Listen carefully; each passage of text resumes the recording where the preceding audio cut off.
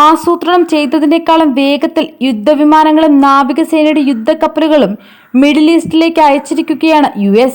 ഹമാസിന്റെയും ഹിസ്ബുള്ളയുടെയും നേതാക്കൾ കൊല്ലപ്പെട്ടതോടെ ഇറാനും സഖ്യകക്ഷികളും നടത്തിയേക്കാവുന്ന ആക്രമണത്തിന്റെ സാധ്യതകൾ ഭയന്നാണ് പുതിയ നീക്കം.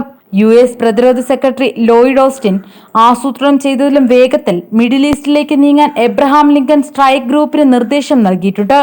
ഗൈഡഡ് മിസൈൽ അന്തർവാഹിനി മേഖലയിലേക്ക് അയക്കുമെന്നും അദ്ദേഹം അറിയിച്ചു. തന്റെ ഇസ്രായേൽ കൗണ്ടർ യോഗ് ഗാലന്റുമായി സംസാരിച്ചതിന് ശേഷമാണ് ഈ തീരുമാനം. അന്തർവാഹിനി വിന്യസിക്കുമെന്ന് പെന്റഗൺ പരസ്യമായി പ്രഖ്യാപിക്കുന്നത് അപൂർവമാണെന്ന് വിദഗ്ധർ അഭിപ്രായപ്പെടുന്നുണ്ട്. ഇസ്രായേലിനു വേണ്ടി പ്രതിരോധം ശക്തിപ്പെടുത്താൻ മിഡിൽ ഈസ്റ്റിലേക്ക് കൂടുതൽ യുദ്ധവിമാനങ്ങളും കപ്പലുകളും വിന്യസിക്കുമെന്ന് US സൈന്യം നേരത്തെ അറിയിച്ചിരുന്നു. ഇറാൻ പിന്തുണയുള്ള ഹമാസിന്റെ രാഷ്ട്രീയ നേതാവായ ഇസ്മായിൽ ഹനിയയെ ജൂലൈ 31 ഇറാന്റെ തലസ്ഥാനമായ ടെഹ്റാനിൽ വെച്ച് വധിച്ചിരുന്നു. സംഭവത്തിൽ കുപിതരായ ഇറാൻ ഇസ്രായേലിന് നേരെ ആക്രമണം നടത്തുമെന്ന് പ്രഖ്യാപിക്കുകയായിരുന്നു. കൊലപാതകത്തിന് ഉത്തരവാദി ഇസ്രായേൽ ആണെന്ന് ഇറാൻ ആരോപിച്ചെങ്കിലും ഇസ്രായേൽ ഉത്തരവാദിത്തം ഏറ്റെടുത്തിട്ടില്ല. ബെയ്റൂട്ടിൽ ഇസ്രായേൽ നടത്തിയ ആക്രമണത്തിൽ ഹനിയ കൊല്ലപ്പെട്ടതും ഹിസ്ബുള്ളയുടെ ഉന്നത സൈനിക നേതാവായ ഫുആദ് ഷുക്കറിനെ ഇസ്രായേൽ കൊലപ്പെടുത്തിയതും ഗാസയിലെ സംഘർഷത്തെ മിഡിൽ ഈസ്റ്റിലേക്ക് കൂടി വ്യാപിപ്പിക്കുമോ എന്ന ആശങ്ക കൂടി ഉയർന്നു വരുന്നുണ്ട്. വെടിനിർത്തൽ ചർച്ചകൾ പുനരാരംഭിക്കുന്നതിൽ നിന്ന് ഹമാസ് വിട്ടുനിൽക്കുകയാണ്.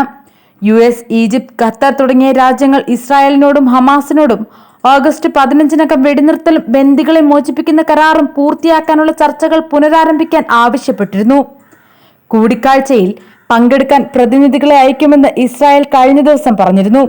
നിർദ്ദേശത്തെക്കുറിച്ച് പഠിക്കുകയാണെന്ന് ഹമാസ് ആദ്യം പറഞ്ഞിരുന്നുവെങ്കിലും പുതിയ റൗണ്ട് ചർച്ചകളിൽ നിന്ന് വിട്ടുനിൽക്കുമെന്ന് സൂചന നൽകിയിരിക്കുകയാണ് ഹമാസ്. പ്രസിഡന്റ് ജോ ബൈഡന്റെ നിർദ്ദേശത്തിന്റെ അടിസ്ഥാനത്തിൽ കഴിഞ്ഞ മാസം ധാരണയായത് നടപ്പിലാക്കാൻ US, ഈജിപ്ത്, ഖത്തർ എന്നിവിടങ്ങളിൽ നിന്നുള്ള മധ്യസ്ഥർ പദ്ധതി സമർപ്പിക്കണമെന്ന് ഹമാസ് ഞായറാഴ്ച പുറത്തുവിട്ട പ്രസ്താവനയിൽ പറയുന്നുണ്ട്. ചർച്ചാ പ്രക്രിയയിലുടനീളം തങ്ങൾ വഴക്കം കാണിച്ചിട്ടുണ്ടെന്നും എന്നാൽ വെടിനിർത്തൽ കരാർ പിന്തുടരുന്നത് ഇസ്രായേൽ ഗൗരവകരമായി എടുത്തിട്ടില്ലെന്നുമാണ് ഹമാസ് ആരോപിക്കുന്നത്.